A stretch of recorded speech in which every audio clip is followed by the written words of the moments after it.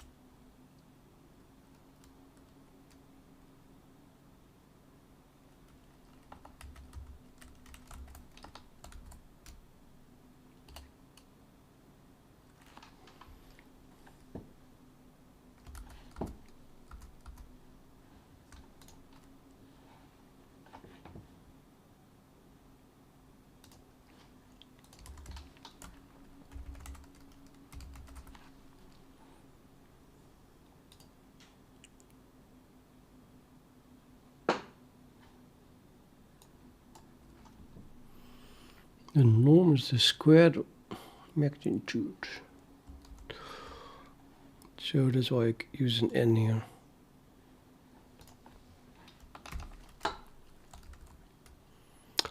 The norm of J prime, where J prime is, well, whatever, that vector, is then of course this times itself. Keep using square actually.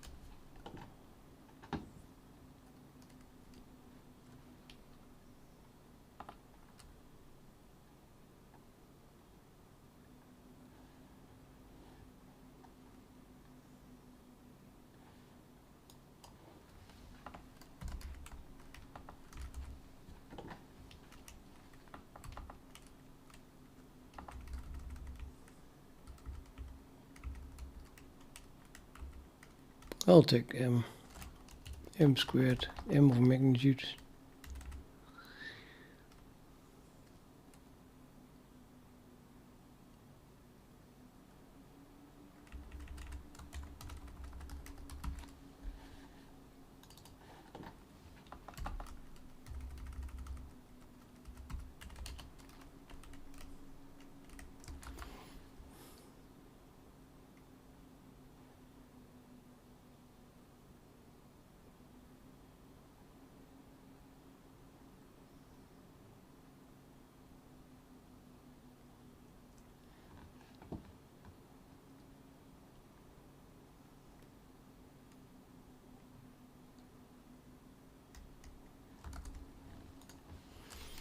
Yeah, there's a difference. The norm of a vector is not the square of the length, unlike the standard norm for complex numbers. Including. So it is a norm then, the norm squared.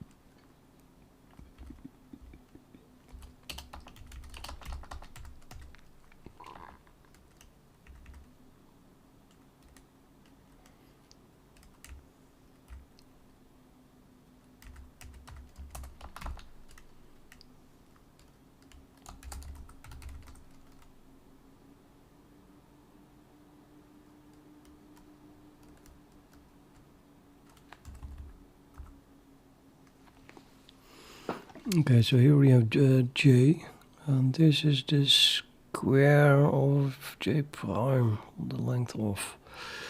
But they should have they should have their minimum at the same time.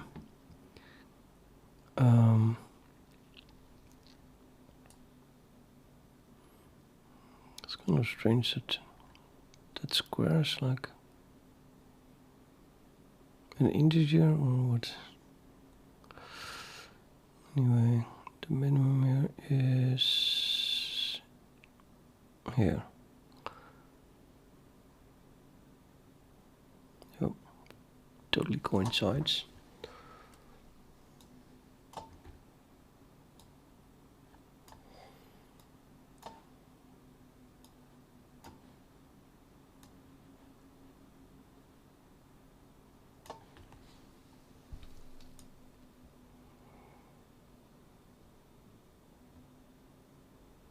Really.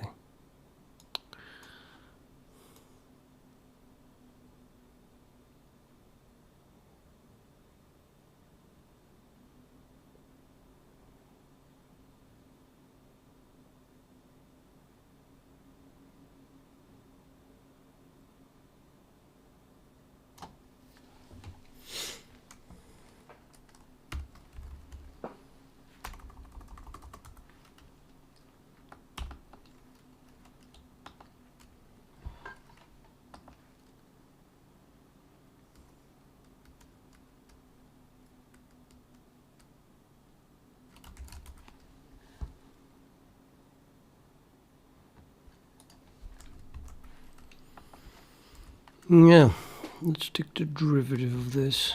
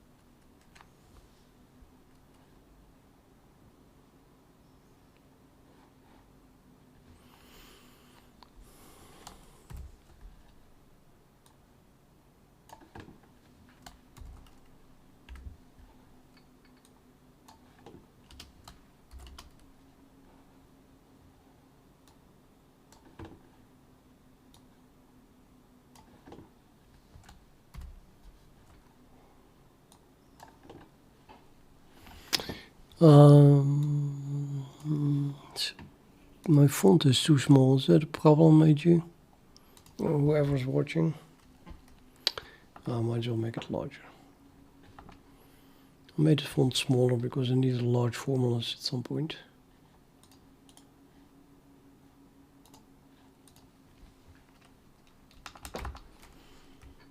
Let's see, so this, the partial derivative of that is the partial derivative of each sum, which is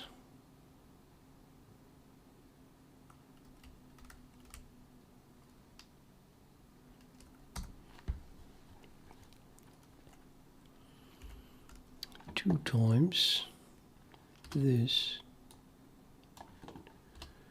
times the derivative of this plus 2 times this times the derivative of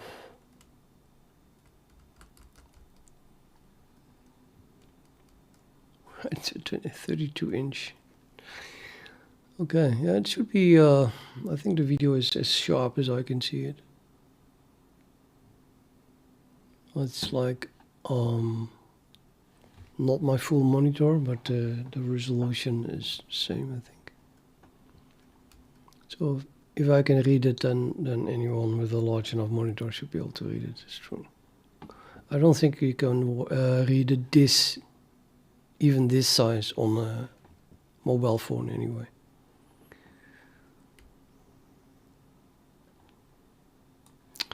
You don't see me make any errors, right? The derivatives are hard to check, so I really don't want to make errors now. So the derivative of this is the derivative of some square is 2 times the same thing. That would be this times the derivative of that thing, yeah? And then here, well, the same thing for y.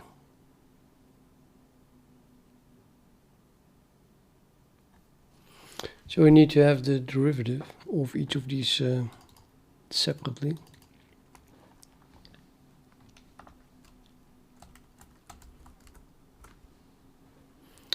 So to begin with this one, the derivative of that is, well, so that's the derivative of this whole thing, where now the constant just drops off.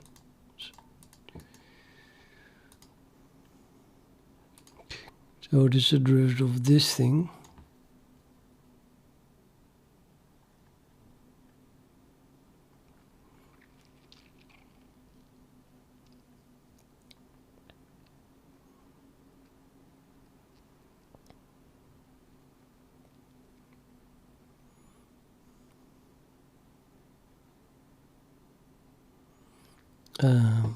Yeah.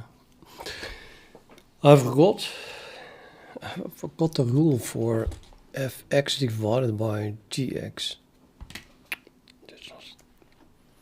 But I mean, it's fx times the derivative of gx minus gx times the derivative of fx divided by gx squared.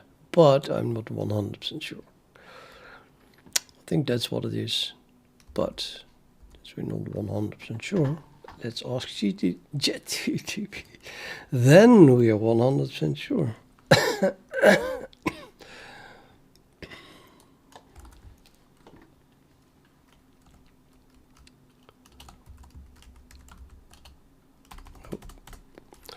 Let's use A and B, whatever.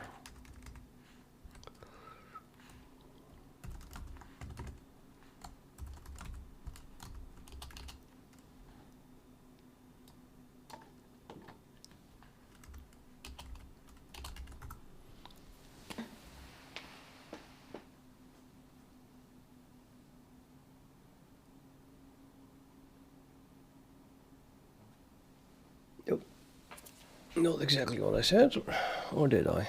Well, I turned it around, but no. Yeah, so it is not what I said. No. No, I don't believe it.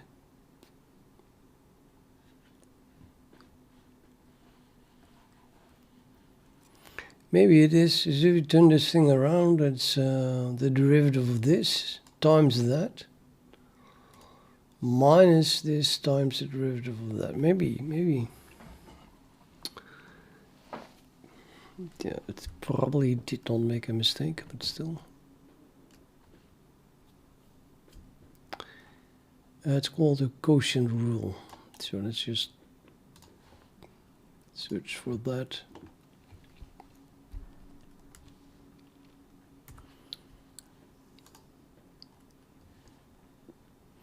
No, here it is.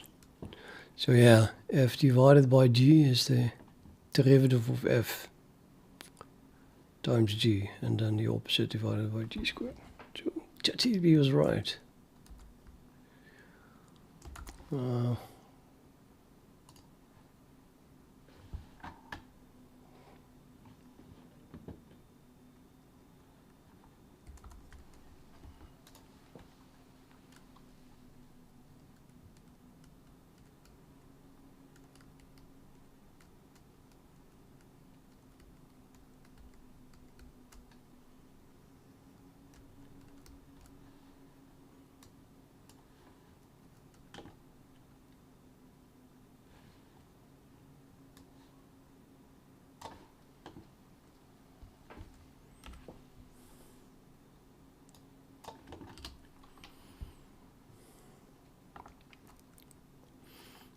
I need a dot.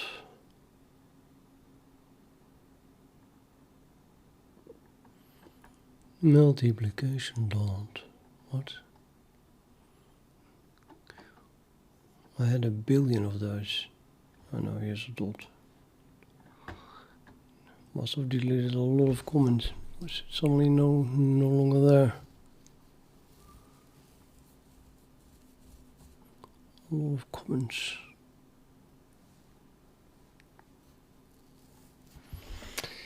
Yep. So the derivative of the thing at the top.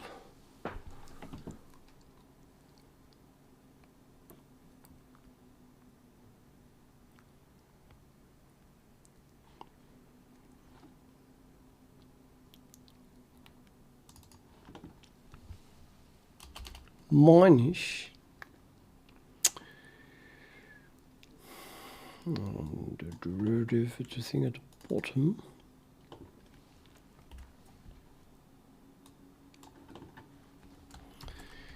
All divided by thing at the bottom squared.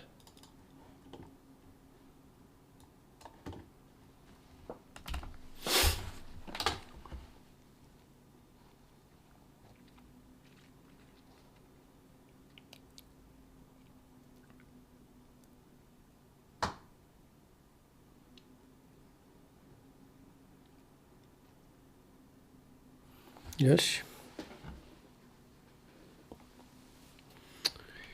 Now, let's do the other one at the same time. So the derivative of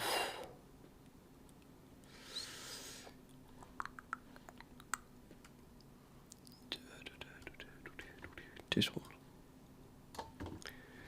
is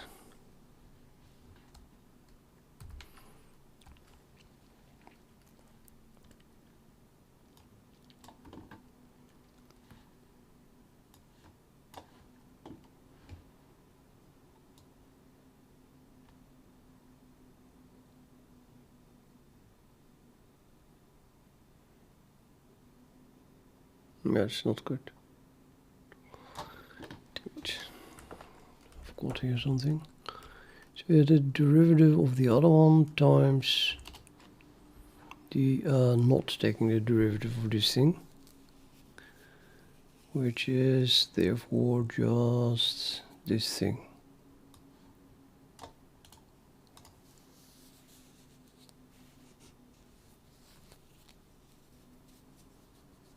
Which is annoying to have to repeat that. I'm going to need that part of it. Let's make a new variable, I guess.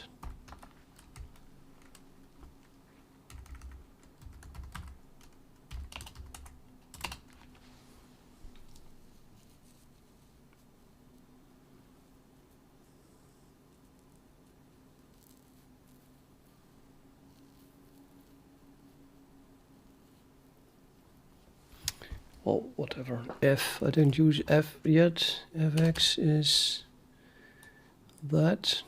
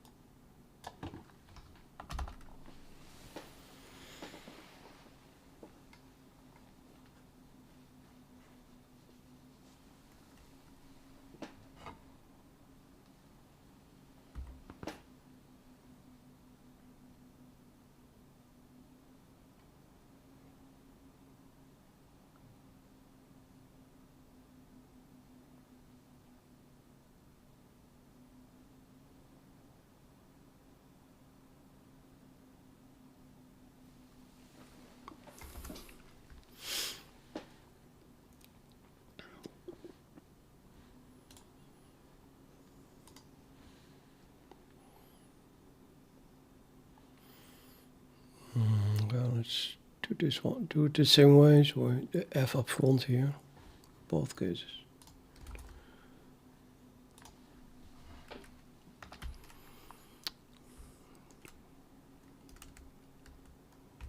So it is the dfdg times that minus fx times the derivative of that thing.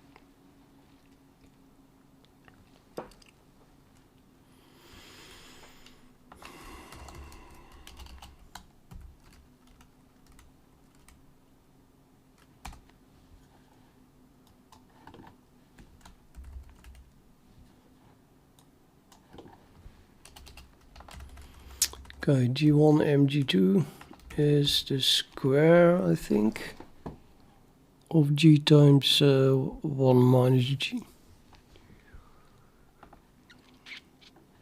Yep. So you have G times 1 minus G and then all squared.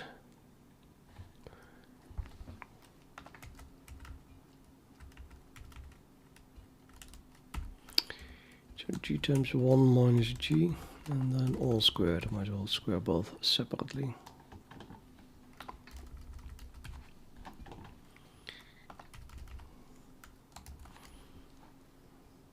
And then let's expand it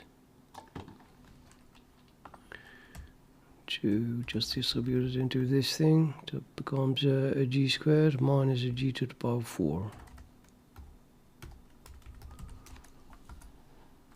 Oops.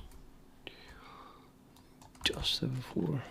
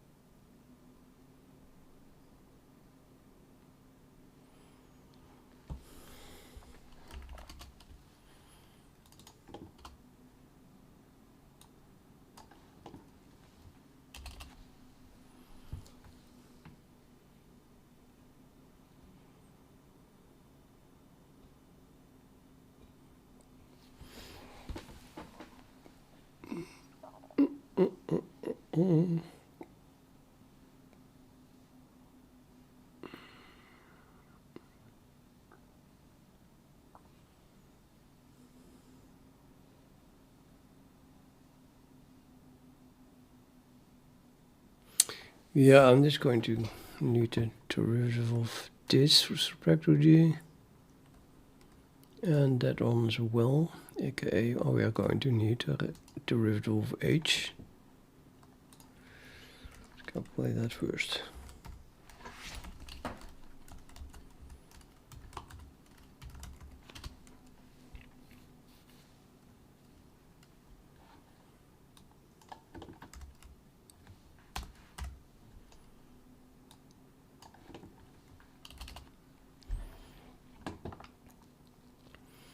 Where h is this.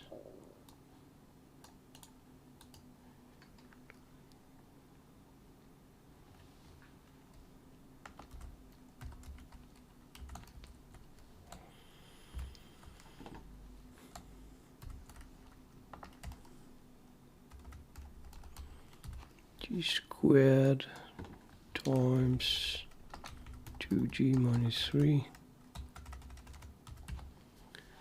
to d of that dg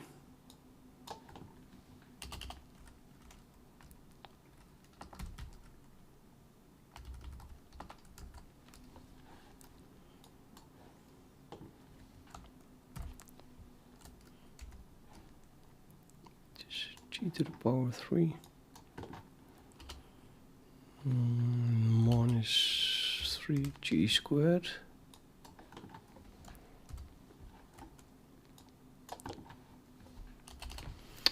is that correct? Minus 3 squared, and this is 3g 2g to the power 3. Yeah.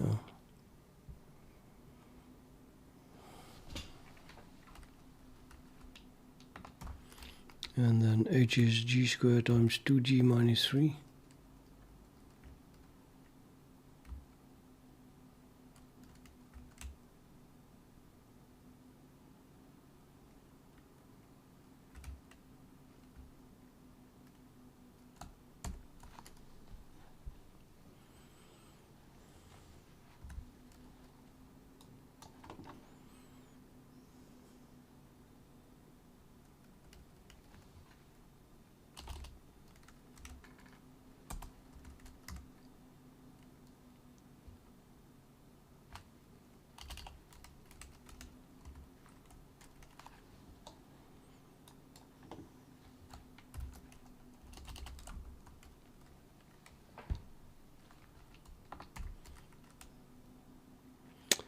I think I have that one already.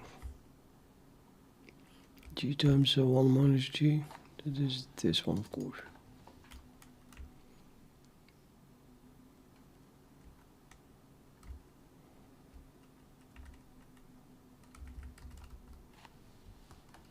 So we get 6 times that.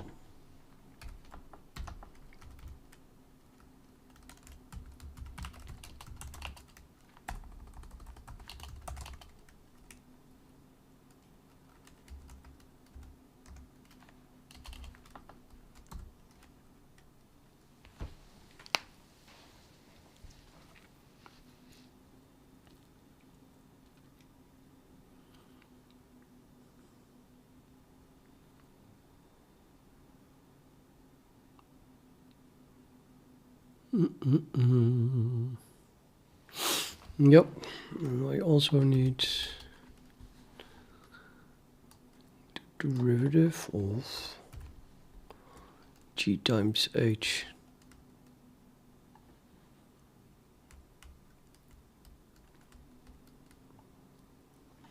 This thing.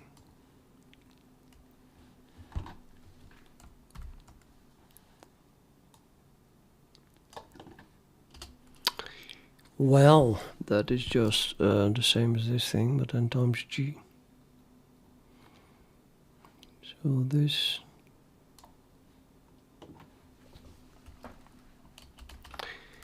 times g, so that becomes a 3, and this becomes a 4.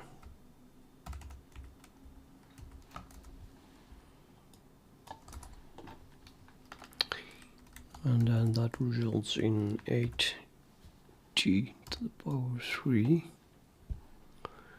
minus 9g squared.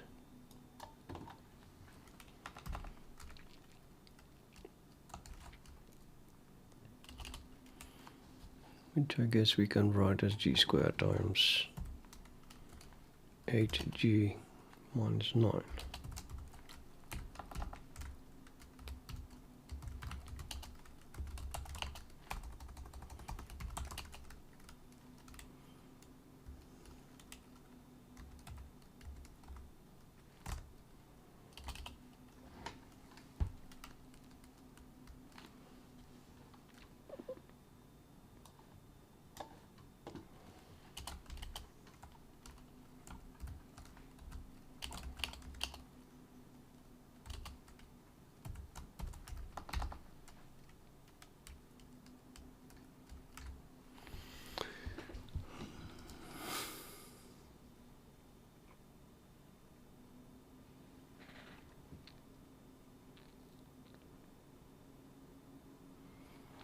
And the derivative of f(x) with respect to g is that one, which is the derivative of this plus the derivative of this plus the derivative of this, and that is 0.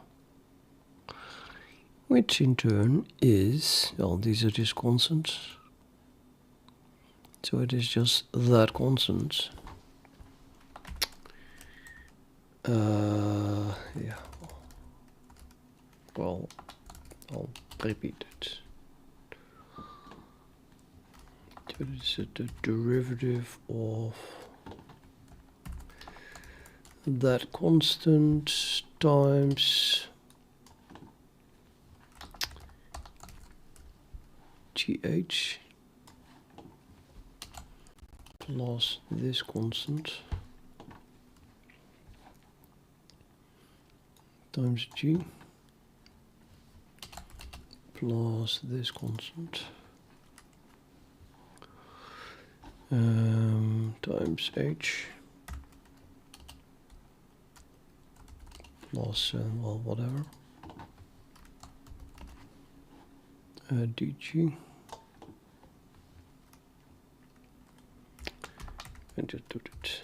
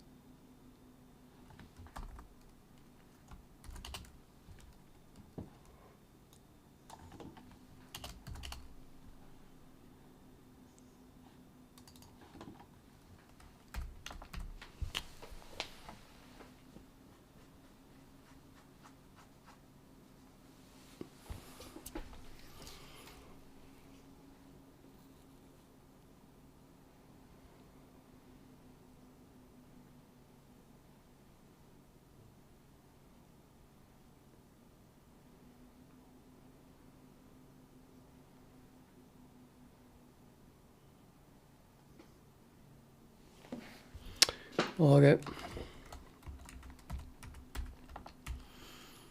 Calculate the y, which is gh times something with a y, and this becomes a y, and this becomes a y, and this becomes a y. Y. All x's become a y. That's it.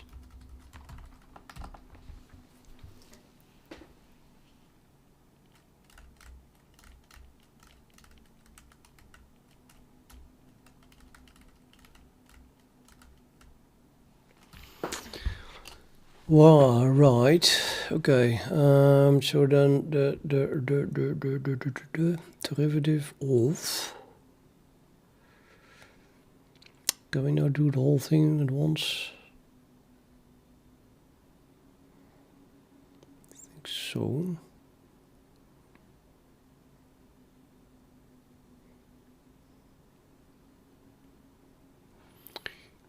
That thing is just used.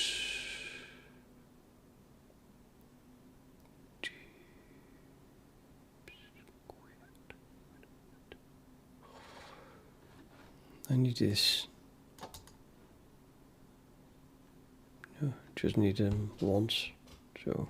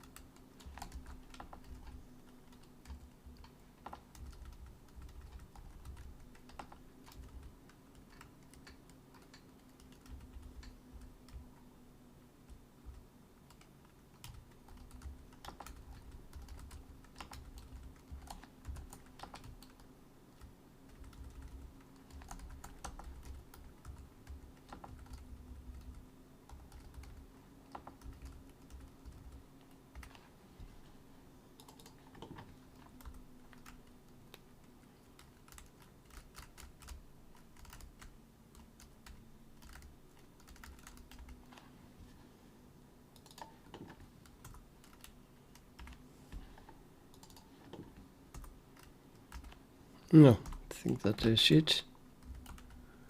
Does not fit on one line. Let's print this.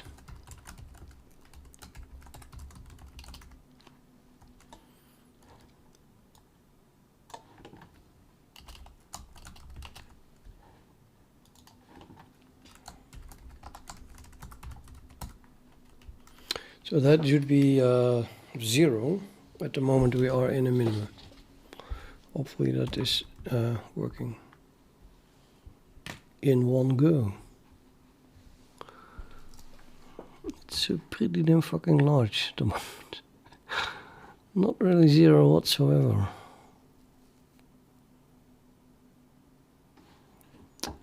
Okay, try something.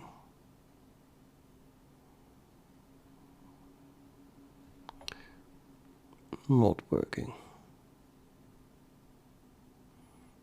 So here we skip over the 0. But yeah, that's not a minimum. Not at all. Not even close. Shit.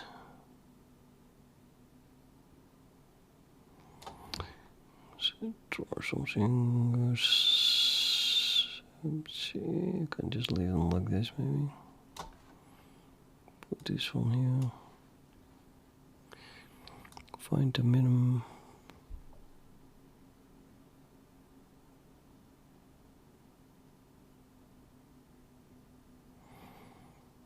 Yep, derivatives are not zero at all. And also not minimum. It's minus 274,427.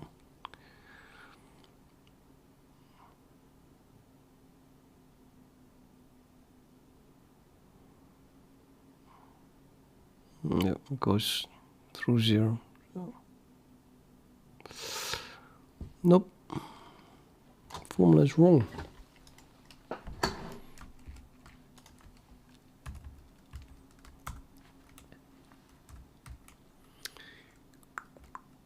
What is wrong? Uh-oh.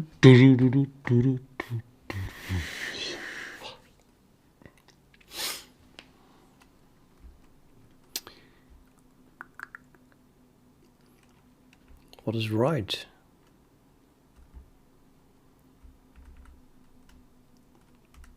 We have these two, and these are still right. So the error must be below this line here. J diff 6 x and y.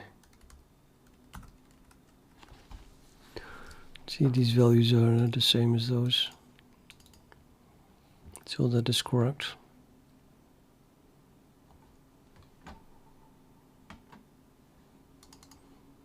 Nope.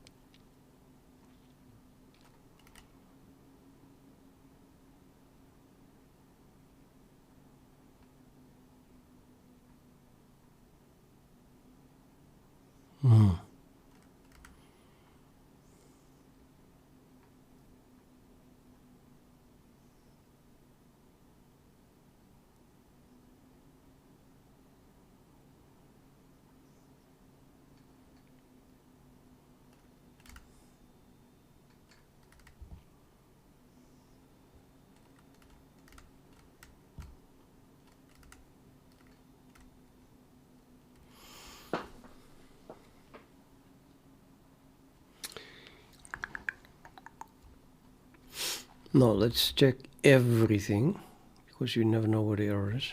So I'm gonna check this one as well. 2nj prime. That's annoying.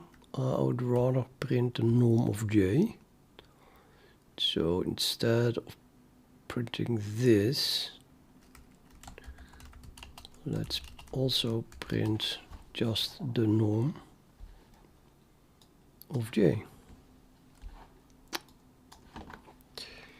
which is something, probably the standard square root of something.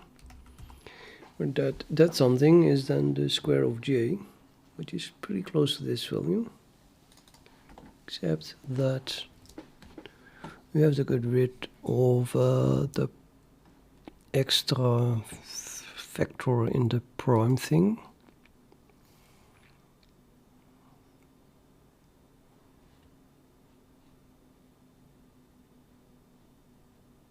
I think if I multiply this with that,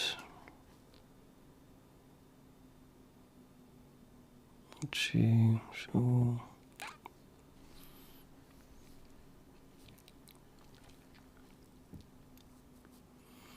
now of course this is the T0 cross T1 in both and then squared, so this is just the square of that too big, and then the square root of that again means that it is just this factor too big.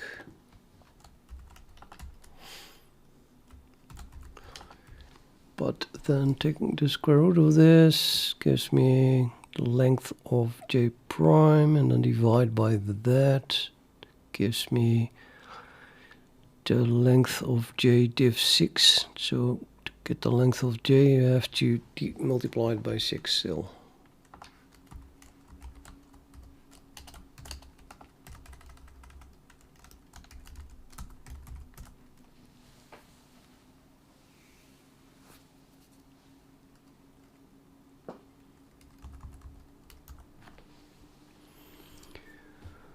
Yep, so that's correct.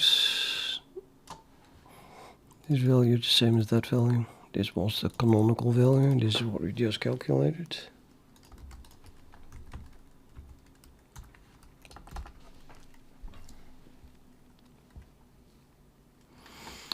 So this value is correct.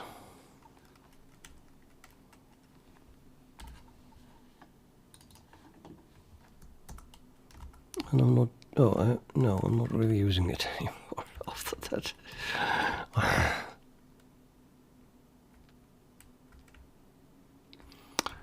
But well.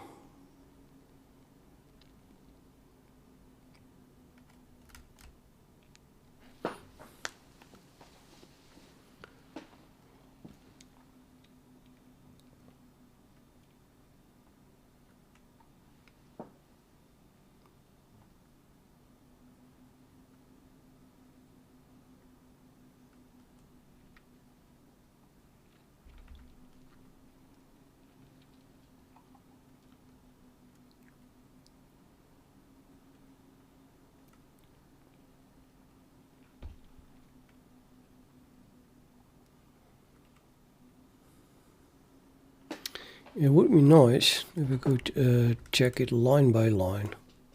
So just print this value and then somehow manage to get the canonical value.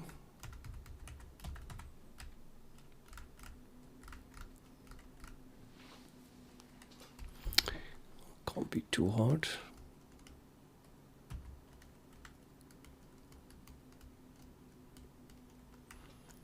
Let's do a print or something. We print this value, and we print the derivative with respect to g. So I'm gonna pass a lambda that takes g, and then say we just calculate the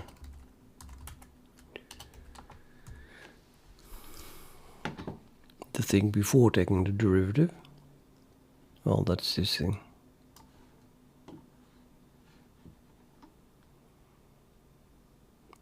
Which is being used everywhere. So this is in the part of the code that already works. So that value should be correct, of course. And yeah, this is of course, I mean, come on. I hope I didn't make a mistake there. So this is more a test of the print itself, I suppose.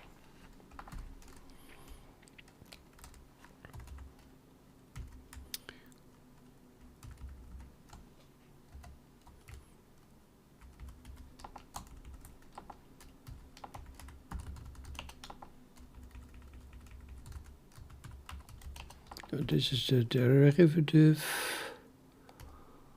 of some function. And this is a standard function of something returning a double, taking a double.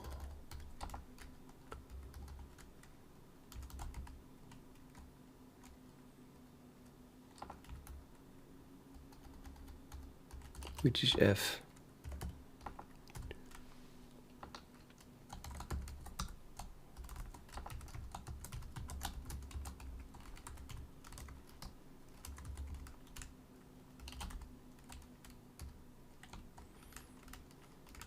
Already have another f, so let's call this one like that, so I can recognize it. Hello, Clement.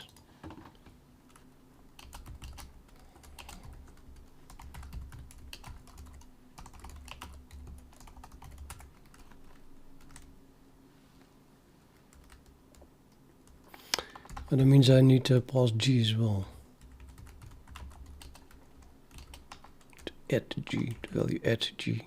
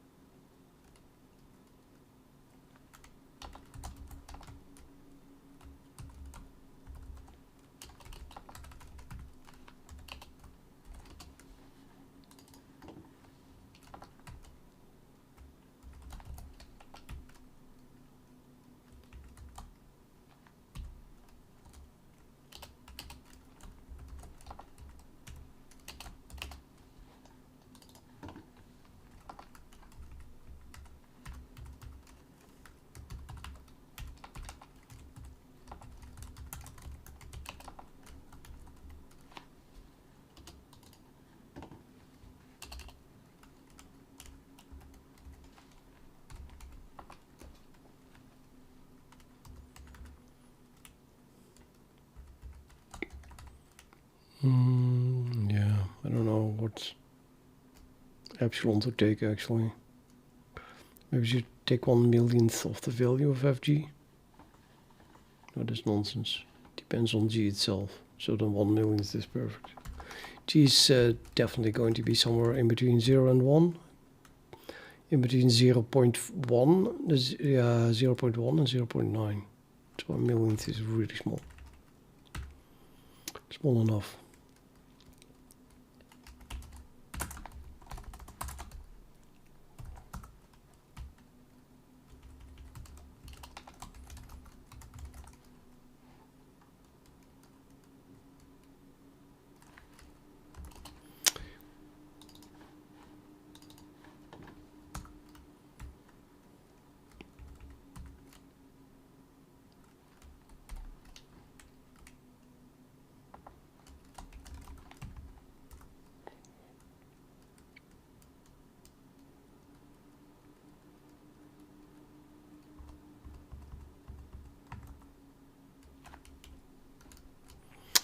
Ouch, really?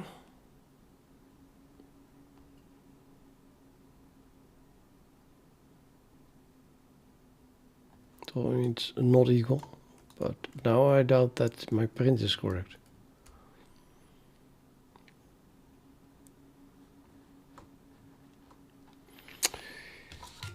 Okay, first I'll calculate on paper what the actual value should be. We're talking about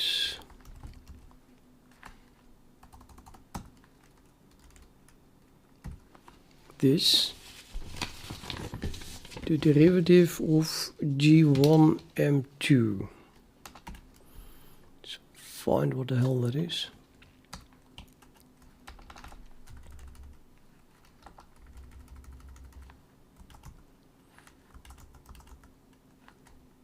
That is the square of this. So we have g times 1 minus g all squared.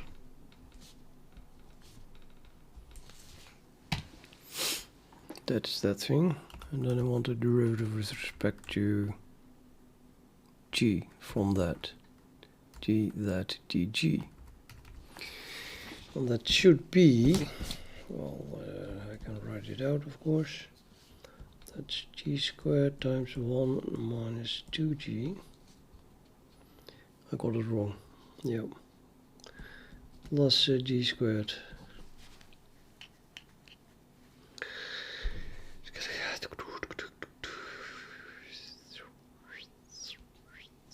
Times g. G squared minus 2g to the power 3 plus g to the power 4. the derivative is 2g minus 6g squared plus 4g to the power 3.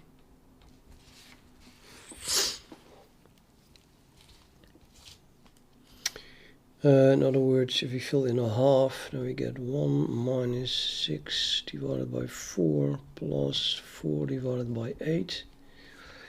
So we can make this 8 divided by 8, and there's 12 divided by 8, and then there we get something divided by 8, namely 8 plus 4 minus 12 is 0. The correct answer is 0. Then my print works. It should have been 0. Apparently, so this formula is wrong. Yeah, big mistake here. How could I be this stupid? Well, actually, wait a minute. Did I square it wrong? 1 minus g squared. That's not it, right? I mean, it's like... No, it's not it. I have to look at it again, just to be 100% sure. Again. It is the square of this, so it's g squared times 1 minus, not 1 minus g squared, it's 1 minus g all squared. Ugh.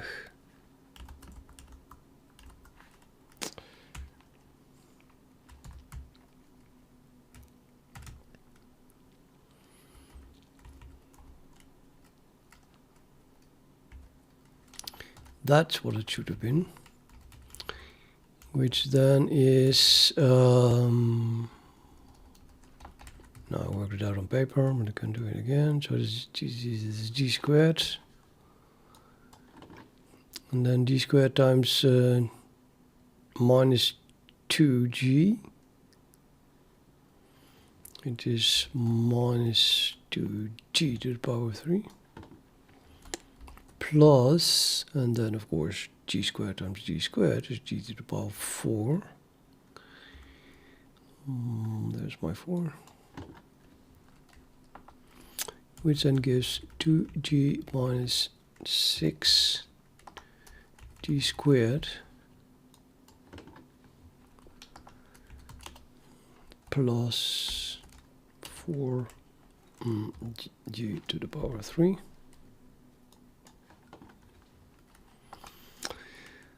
Yeah, could take a g out of it.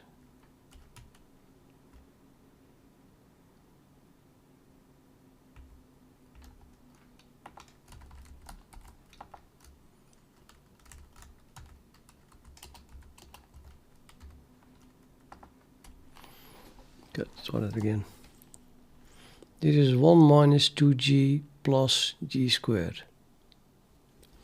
Times g squared is g squared minus 2g to the power 3 plus g to the power 4. And then the derivative is 2g minus 6g squared plus 4g to the power 3. There's a 4 missing.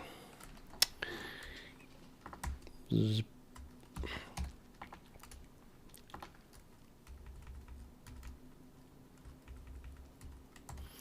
And then just 1g out of it is a 2 minus 6g plus 4g squared. So we get g times 2 minus 6 times g plus 4 times g squared.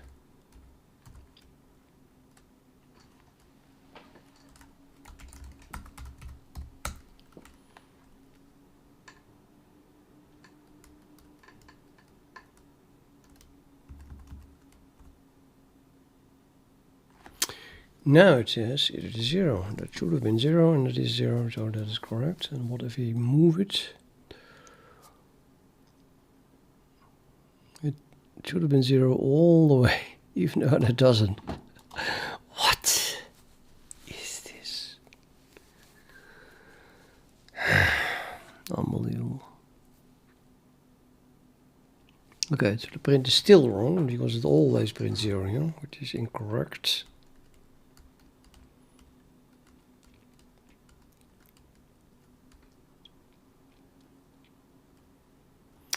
Why is that happening?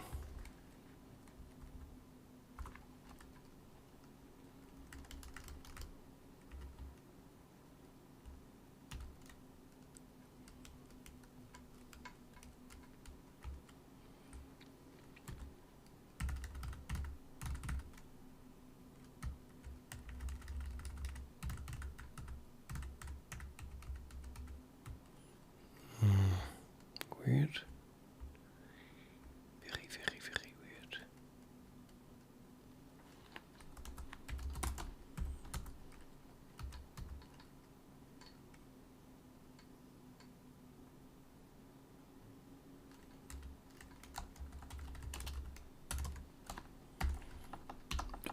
That matters much.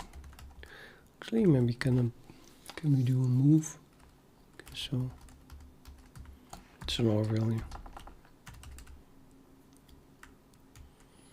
Should have been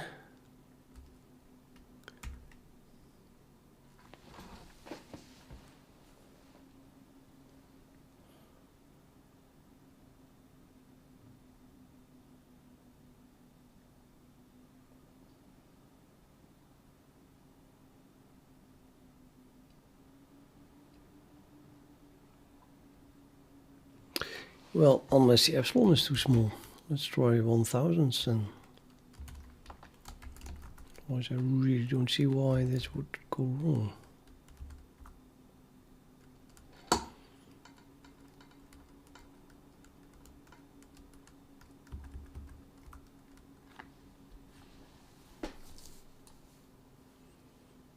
No, still 0. What the hell, man? Why? Time for the debugger, I guess.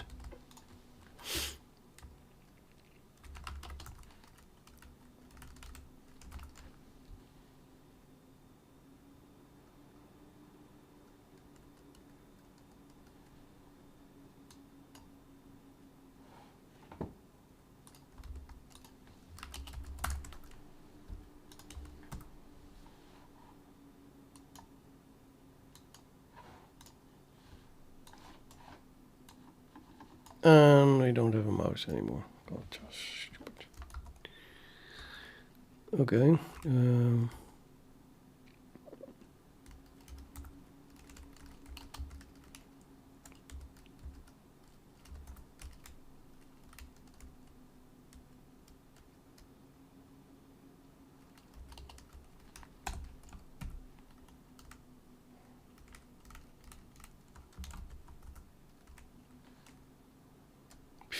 That is so useless.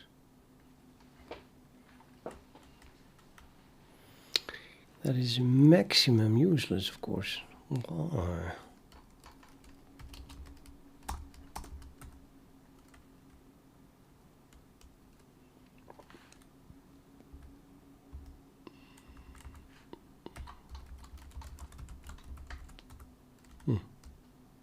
Okay.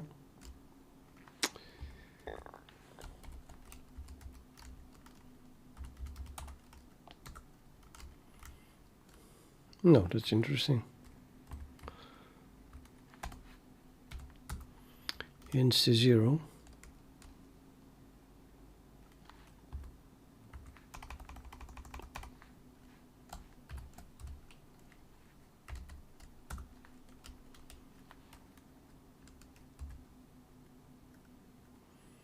It really doesn't matter what you pass.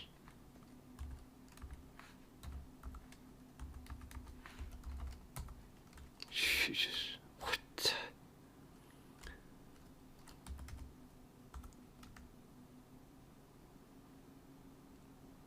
Oh, yeah, indeed. That doesn't matter what you pass because it's too bad. Just really too bad.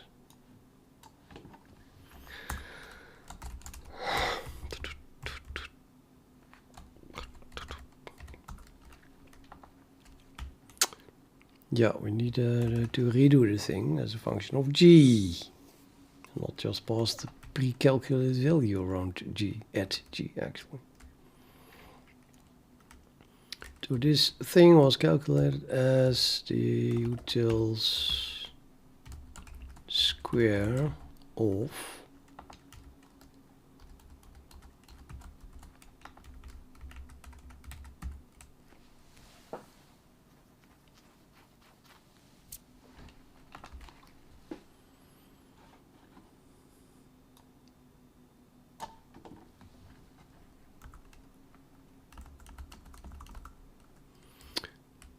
this.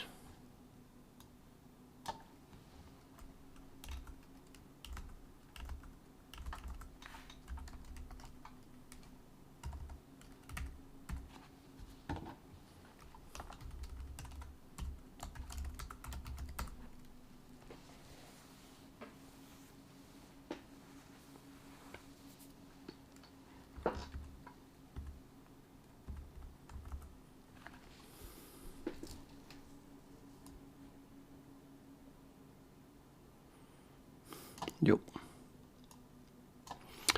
So now these values are close enough. And we fix something, so maybe now it works. What happens to the derivative at the moment that I minimize this thing? That minimizes the length of j.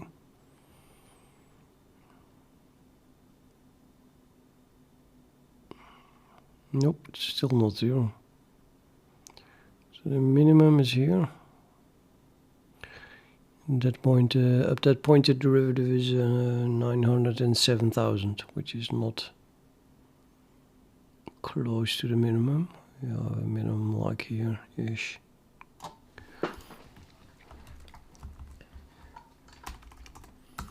Well, I probably did more stupid things, so, but this one is correct.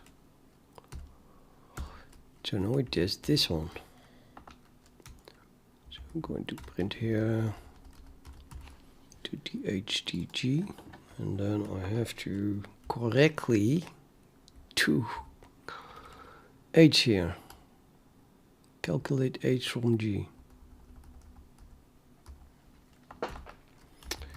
Double h is, oh, don't have an h. Of course you have an h. I just double const h. No, that is already in terms of g.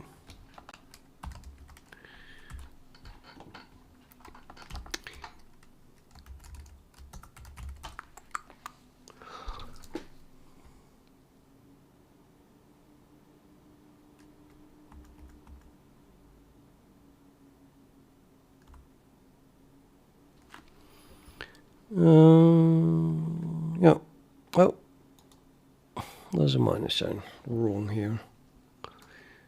So interesting, yeah, it's completely correct except for the minus sign.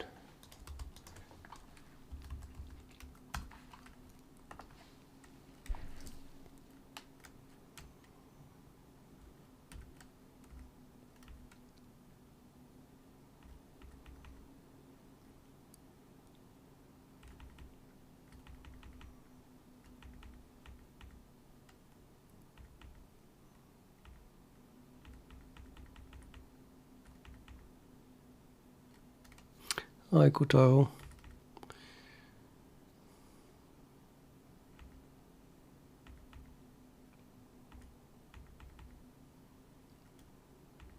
Yeah, I'm an idiot.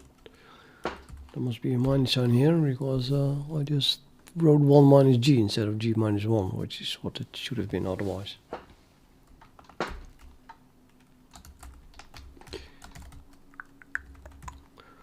Making a lot of errors, Kotaro.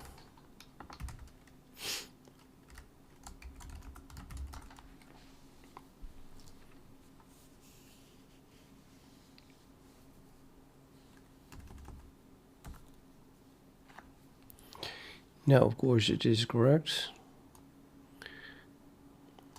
This value, and yep, we did it again. So it fixed. So does it work now? Well, maybe that's the point where the derivative is 0, and that happens to be also the minimum. Ta-da! So maybe we did it. Maybe now it is all functioning. Let's try this one. can even try this one. Right.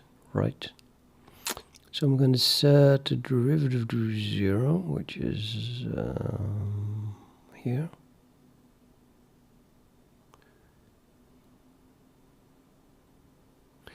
Is this also the minimum?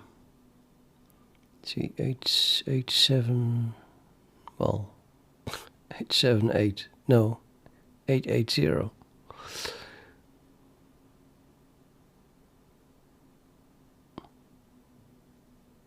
Yep, that is the minimum. So it seems to work. Well, that's surprising. Only the easy things were wrong. But the first two. This one's not working. Yeah, and then I guess the rest is working. Yeah, these formulas are. Well, it's actually a very simple formulas that you can hardly do wrong. So I guess it's not completely unbelievable that after this fix it actually works.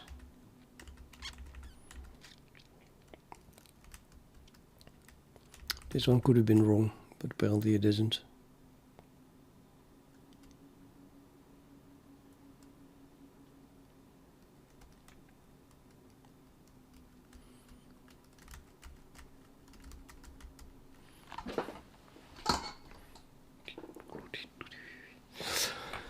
Okay, now what's next?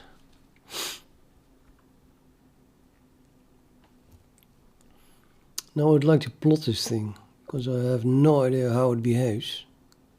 It feels like it's going through 0 only once. Yeah, pretty much.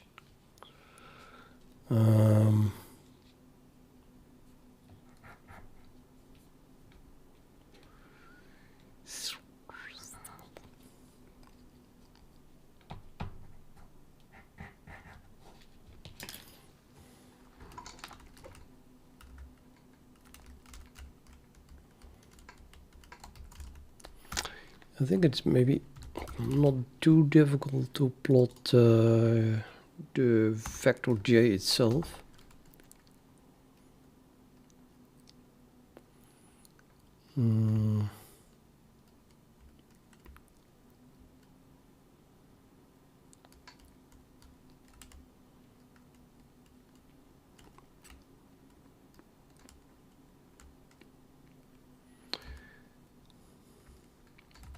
So this is j. You just get that from the Bezier curve. And now I want to plot it, so you can do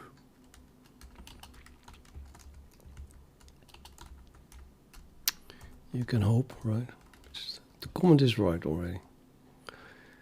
Now I want to draw something. I have to use a Bezier filter, which just start with plot. What is plot? Call it plot j.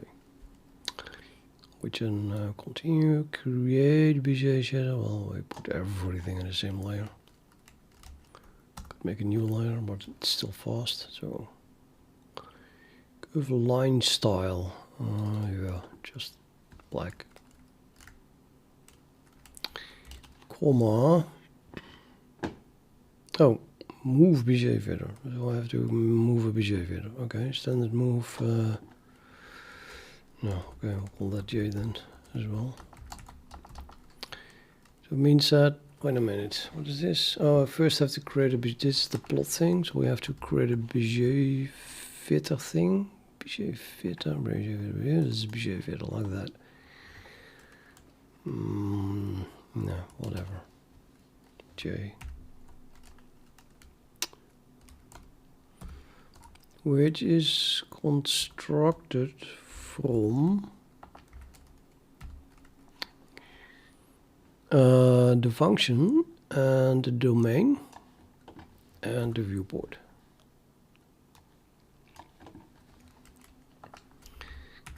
But this is going to be my G, so it can't be 0 or 1. I'm just going to do it over this range, I suppose. And then double G. thing must return a point as well. 2.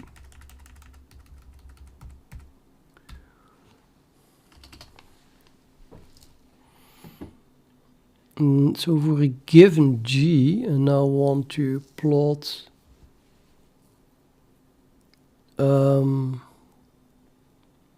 ouch.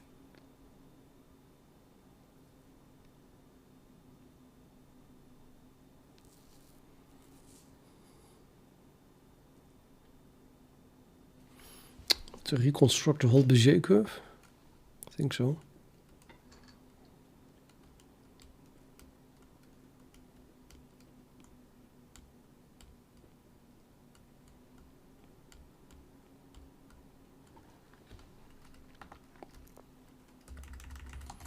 Let's give this thing a color.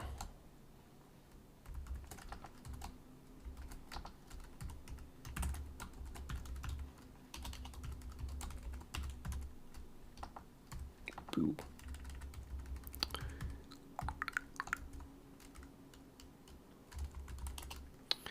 Yeah, so a point, right? So this is J, where this J is a vector. So you have to, that must be a point, so I can do S point.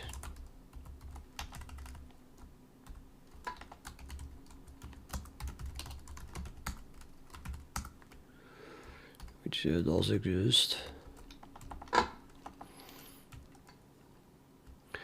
But that's not the Bezier curve that we had. It's another one, so I'll just call it Bezier curve. And I have to construct a new one for the different G that we have now. So let's see, Bezier curve. So this, create a Bezier curve.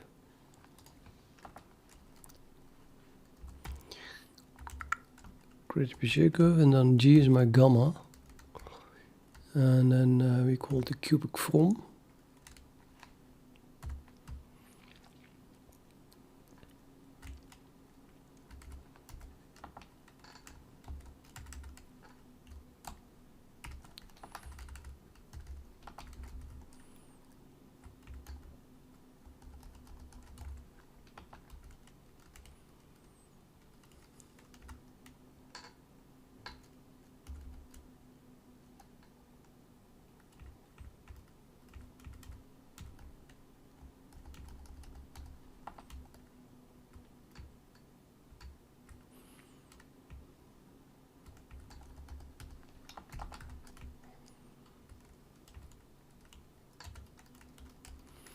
Yeah, probably.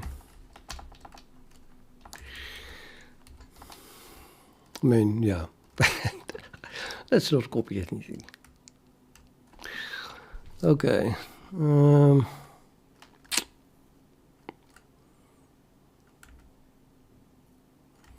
Yeah, this is not used, I guess. We can do the... Maybe not used.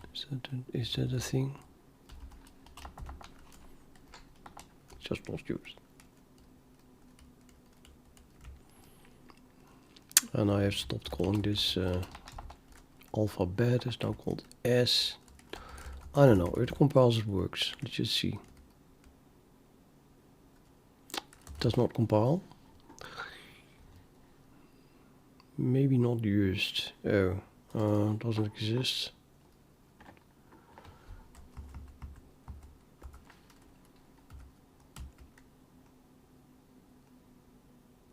Unused then, maybe. I thought it unused.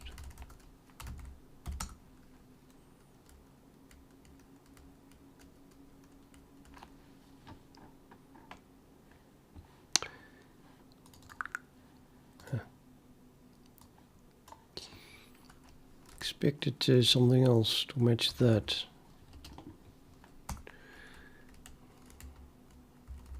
Thank you, Kotaro. Yeah. What? The semicolon? You typed the semicolon. You make me nervous. No, it compiles. Let's see. Run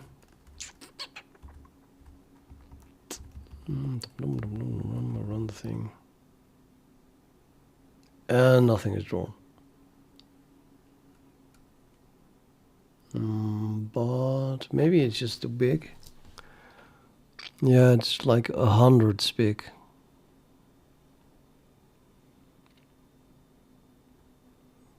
The length is like 2500, so that it doesn't fit on my screen. Let's divide it by 100, and then we get for the 2500 we're like here.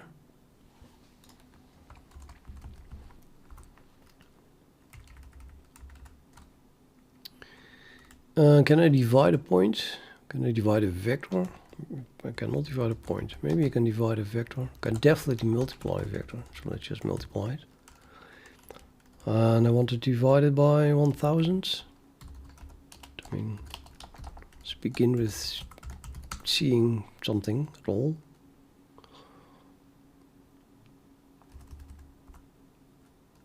Hey, cool.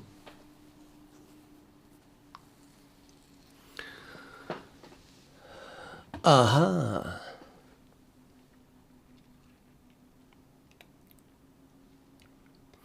Yeah, it's still drawing squares here at where every time it switches to a different Bezier curve. So this is a piecewise Bezier curve thingy,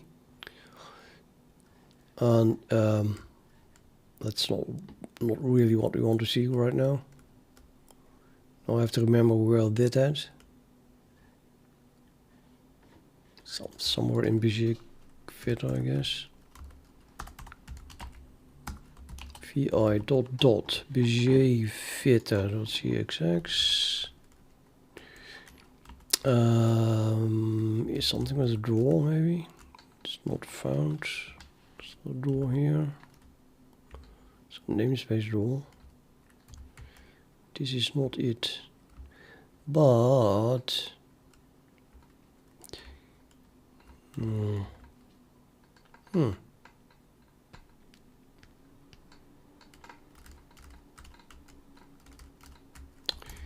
maybe it's in my div. I cannot remember. I cannot imagine that I would commit this.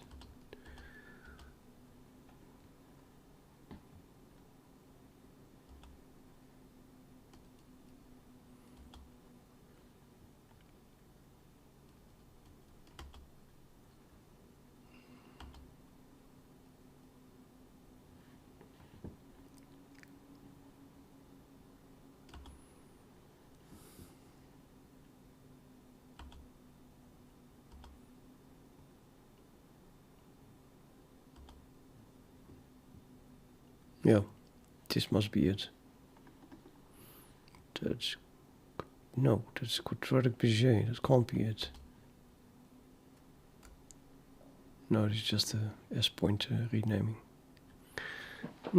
Where did I do that?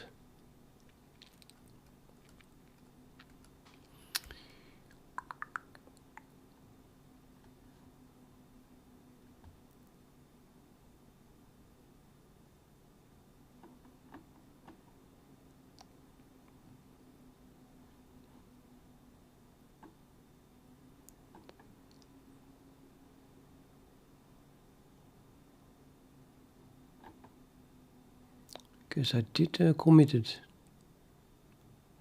by accident and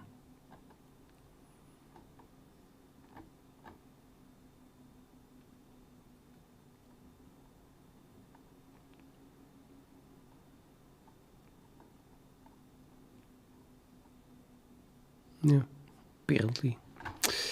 Now then we have to grab for it. Jesus.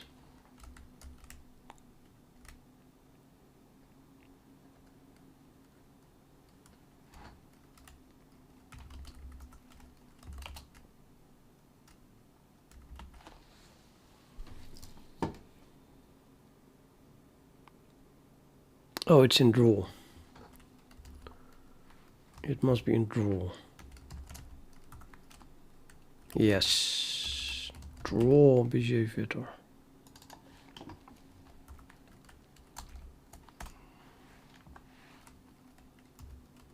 Yes, there it is. And we have a define. Oh, and I have a brilliant memory that I still remember that. And not. I did totally not remember that.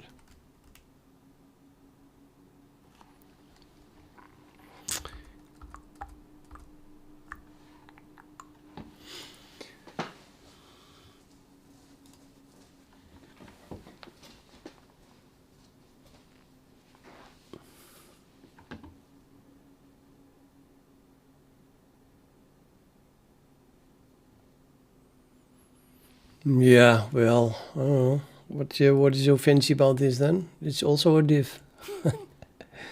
I don't know. I like to work from the command line, and I definitely don't like applications that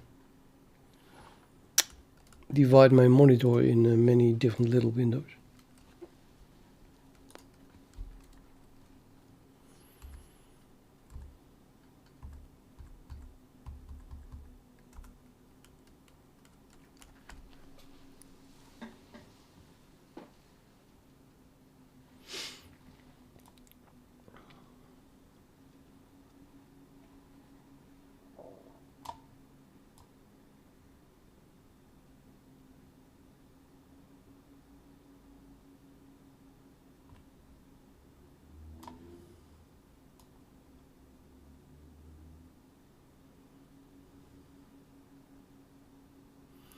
Man, this thing looks like two straight lines, like everywhere.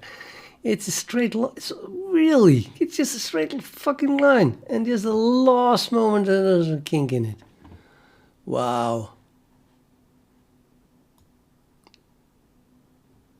That's pretty amazing.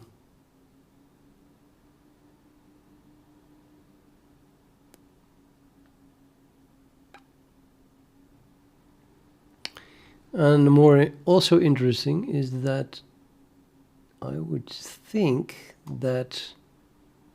Oh, what are you doing? Oh. It was running away. I'm not sure whether... If this kink here, where the curvature is maximum, I imagine, is also the point where the distance is the shortest.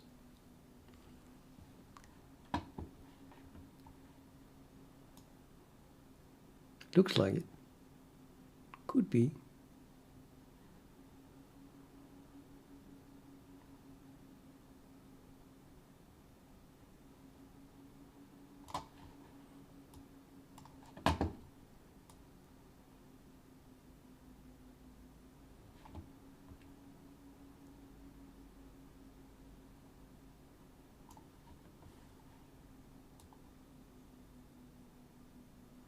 It would be a difficult point. And,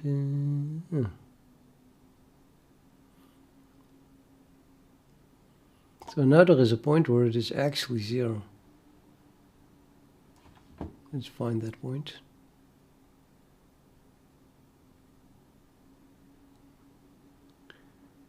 No, wait a minute. Is that true?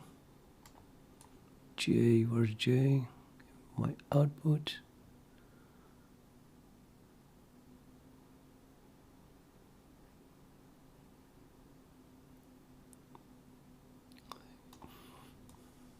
I don't know what's going on, but it's not reacting very much. This output is not reacting to my slider. Oh no, now we are there. Yep.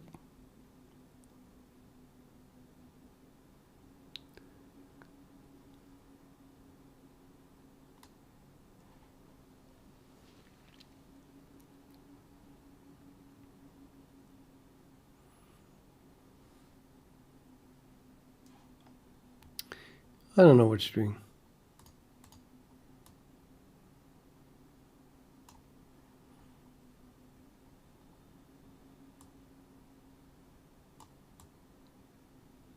Oh, sorry. This debug output belongs to the drawing this line here. That's not what I want to see.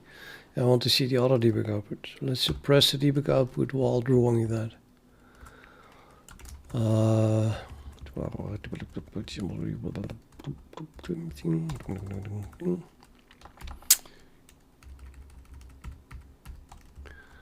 Let's debug debug tc notice off. Just notice debug. Probably should just turn all debugging off, but yeah, maybe I can do that. Just try to do it. I think you have something like a lib cw debug object. No, damn it. Now I want to know it.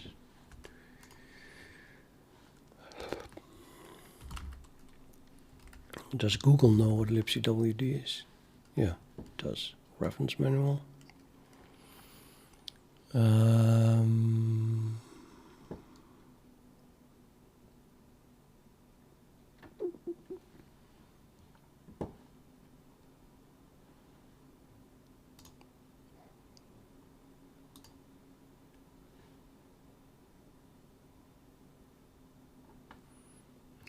This must be it, but has an on and off. It would be nice if there was an example. There is an example. That's how you turn it off.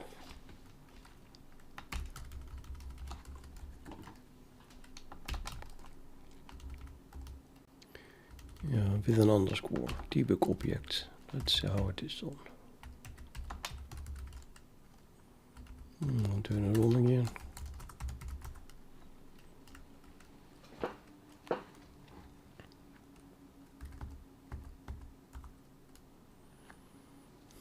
That's better.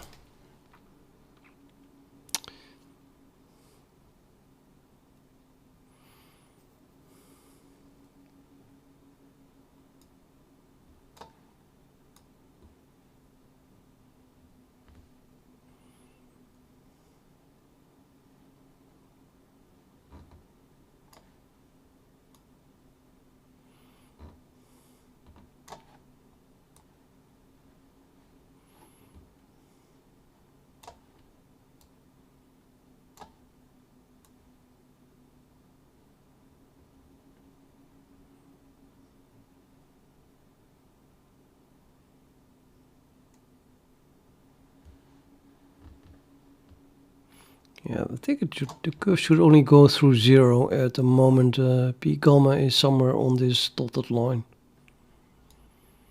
And it seems that it does that. Well, this seems to go through it already, but it doesn't really. I mean, if you zoom in, I think it's only really going through 0 here at this moment.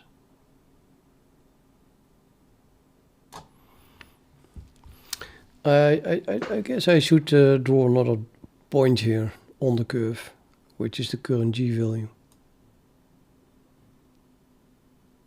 And then we can just move the slider, and you see the points are moving back and forward here, and then we can put that at 0, at which moment this curve would be equal to the dotted line, aka at that point G must be equal to this point here.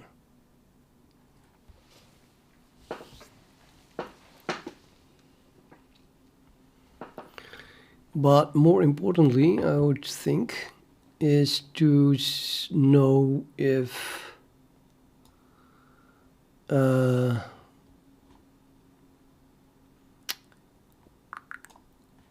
this, yeah, I mean, I want to find the minimum. It doesn't really look like it is the point where the curvature is maximum, does it?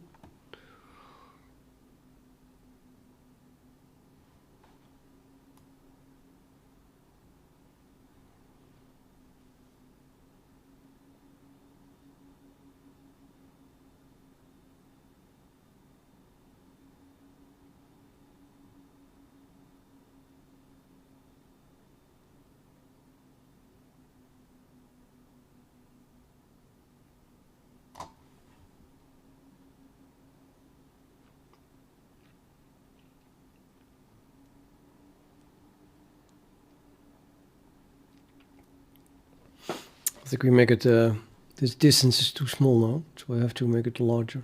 Let's blow it up factor of 10.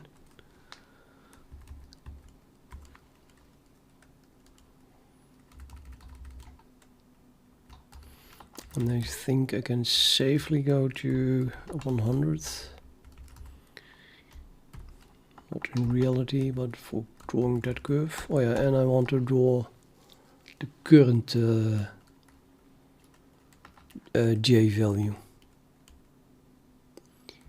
Let's see, so I'm plotting here. We have a J here, so we can make an auto plot the J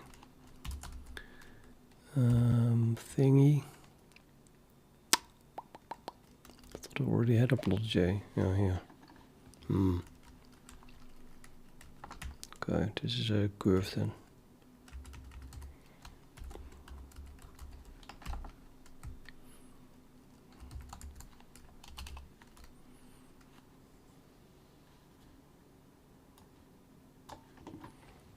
Great point to work. Layer point style points.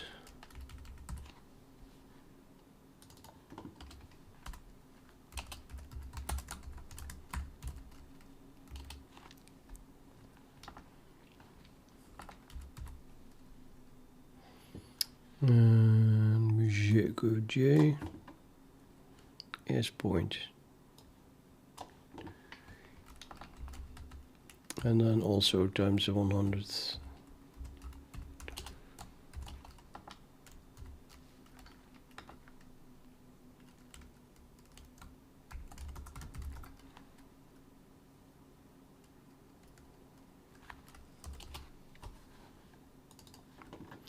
Invalid operands to binary expression double and point. Create point. Oh, I'm trying to multiply with yeah.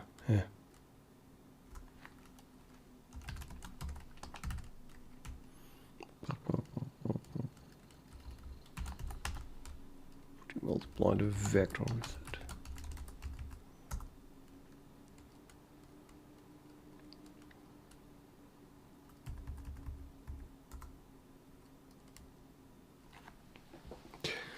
So now you see the curvature, so the not curvature, sorry, the jolt, or whatever. So that is the curvature of this thing.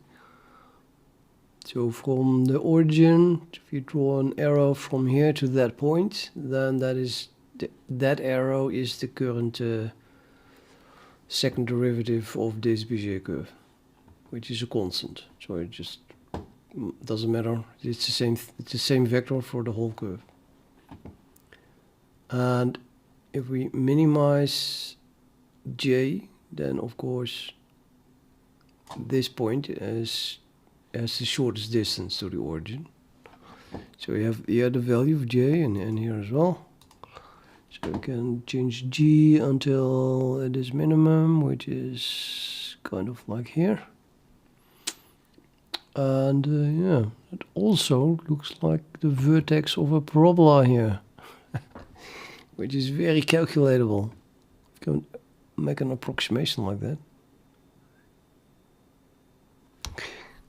But is it really the vertex?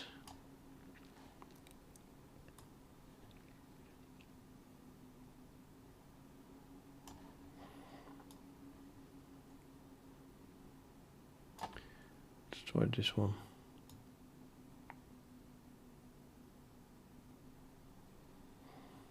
I'm gonna put it here, so at least the curve is not red.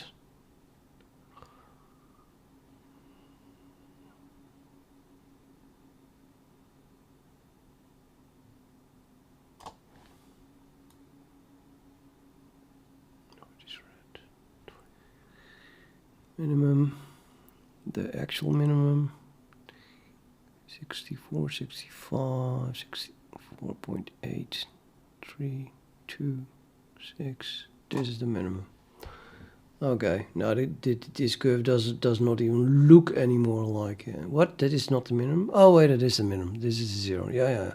So this point is the closest to the origin, which is definitely not whatever wherever the curvature looks like to be maximum. So that's a good thing, I think.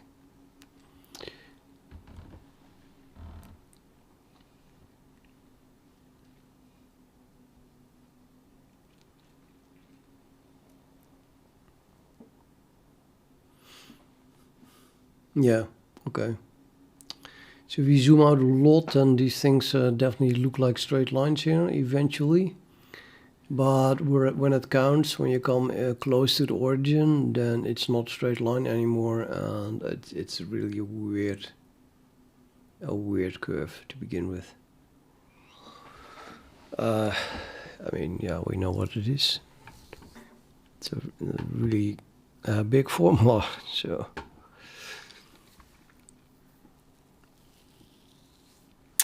Now I guess I could also plot the derivative. How should I plot the derivative?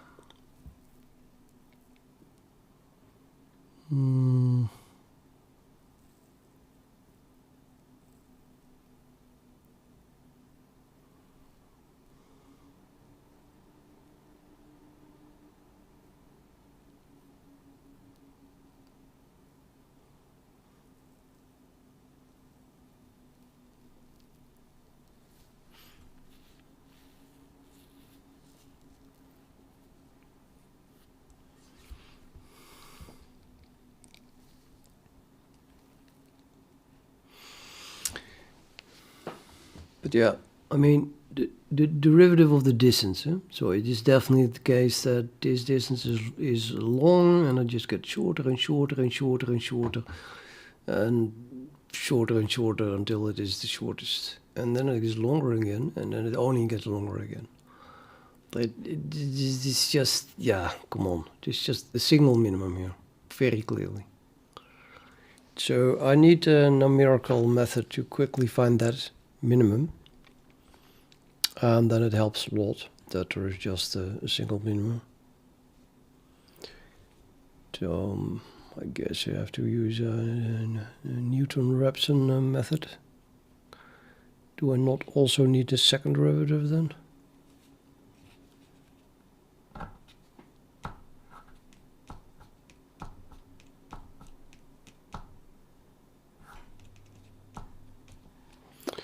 But this is not indeed pretty minimal.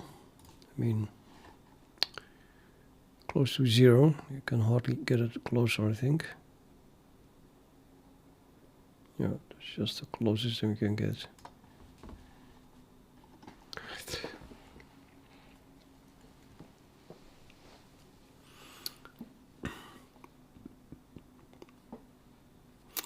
But yeah, it's 11 o'clock. I think I'm going to bed. And then we'll do the Newton-Raphson optimization tomorrow. So maybe you still have to derive the second derivative then. This one was hard enough, but I think once, no, yeah, now we have this one. It's probably the second derivative. It wouldn't be that much harder.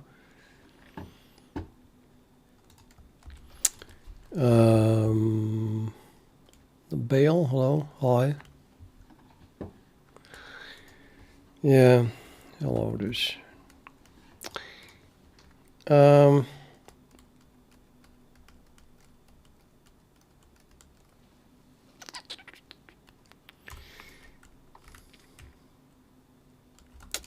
Yeah, wait. Go look at where was it? Actually, I can't even remember where that was. I think a Bezier curve, right? This must be here. I thought it was, yeah, here. This is by the first derivative. So the second derivative is definitely as more horrible, maybe, but doable. Doable.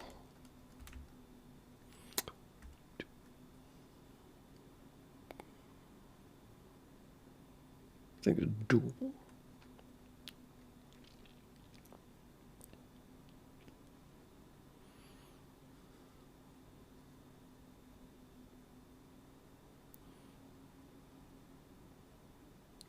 So right now I'm passing the g to this function. And if I change g, then everything changes. Well, not everything. H changes. Hardly anything. Well, H changes. So V1 and VG are the same. This is the same. This is the same. H changes. And then Z changes. But we don't need Z really. That would be for S. And R, 0 and 1. And the whole Bezier solution.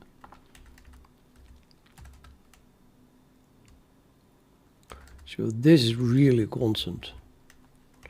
So we can move this one, all of this up. And if you change G, then this is changing and this is changing. And this is not changing, is it? No, it's not changing.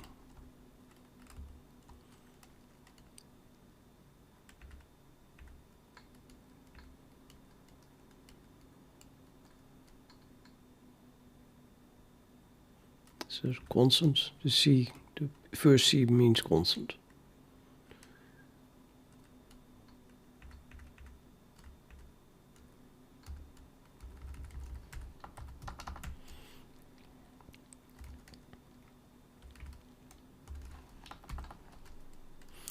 So H changes and all of these.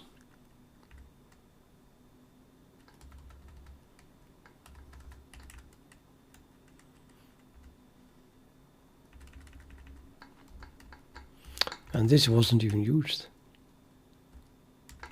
Not for the derivative, just for printing.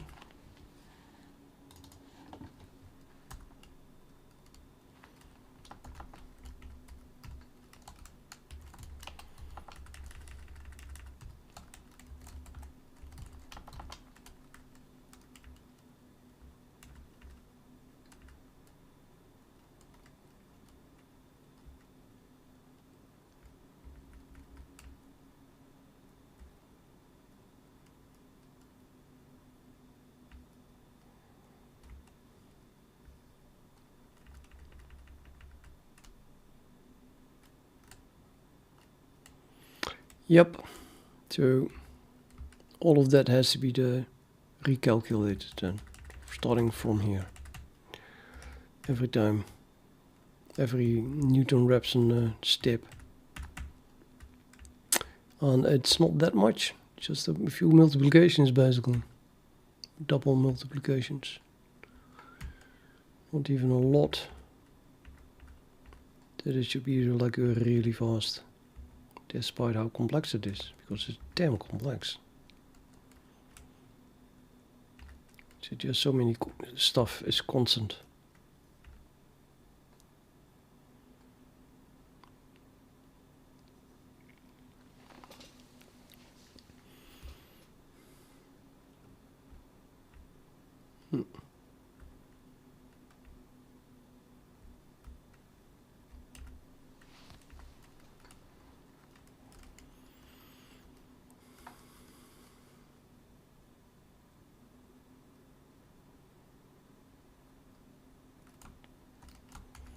Okay.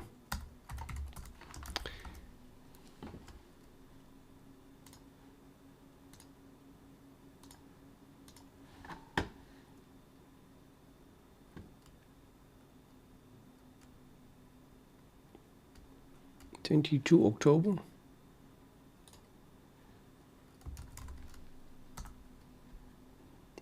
2 days.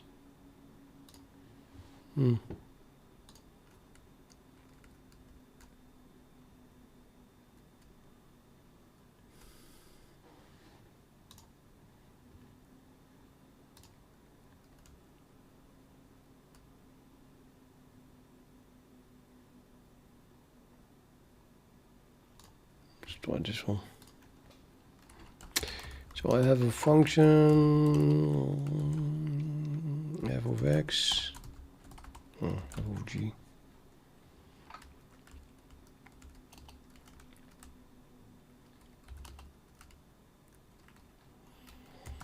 Which is known to have a single minimum.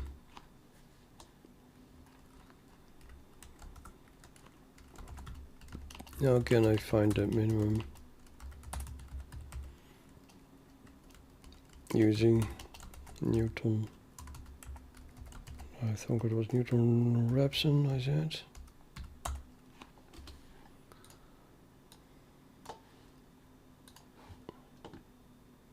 Raphson.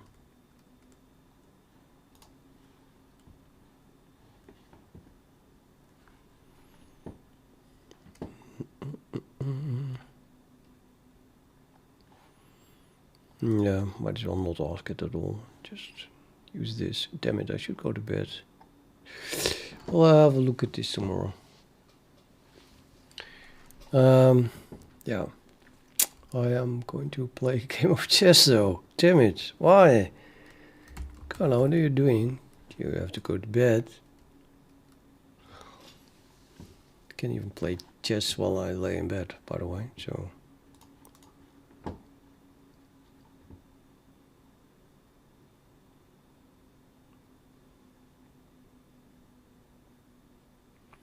And then we get this, someone who's not playing.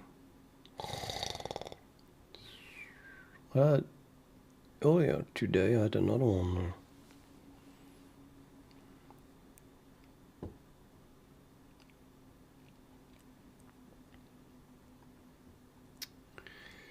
Yeah.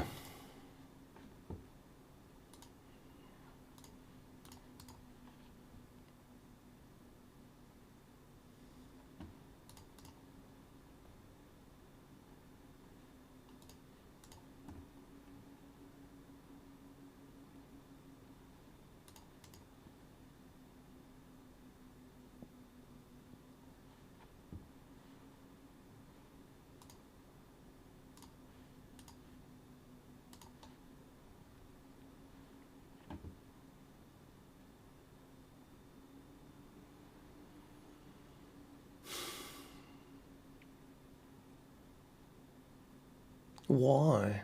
Why me?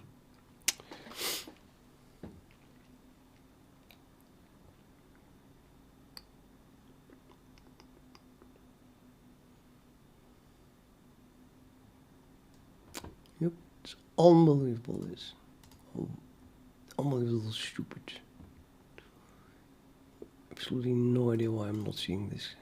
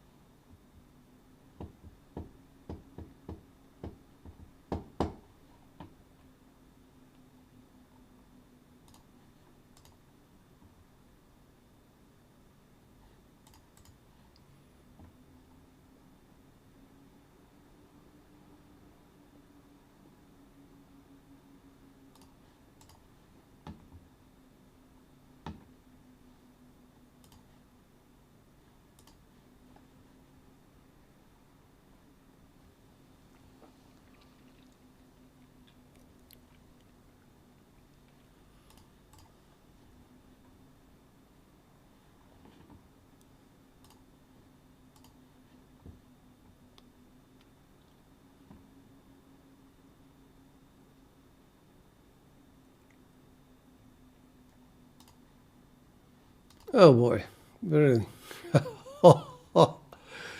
I cannot take the other rook. I'm sure we get something out of it. Just probably just takes here. I take there, and then you take this pawn and that pawn. Where's check? Ah, what the F? So bad.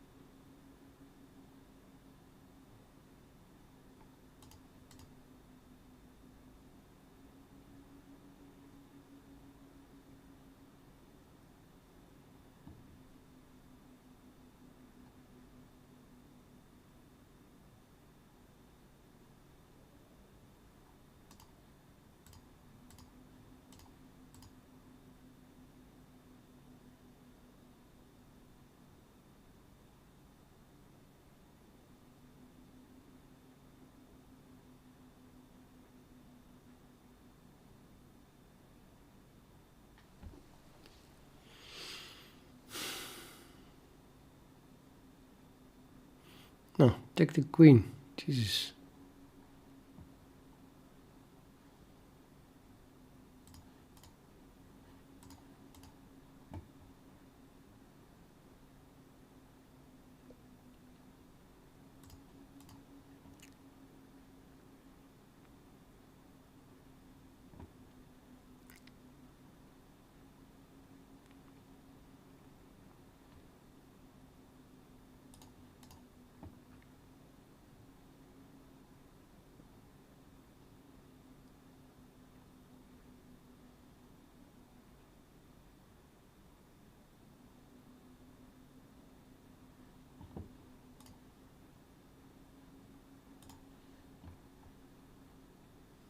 Probably stupid. That was probably stupid. It is, I mean, I should not have taken it, of course. Now I win. But, I mean, it does allow him to, as you say, he should have moved the king, and then it does allow him to exchange sooner. So the pawn should be left. See if that's correct, what I said.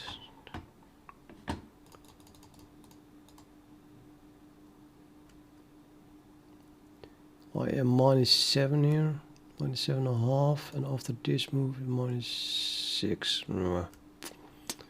It wins anyway with an extra knight. But yeah, you could move the king and then. That's -80, really. Why is it -8 here? And then if you do the best move, it's -80. Stupidity.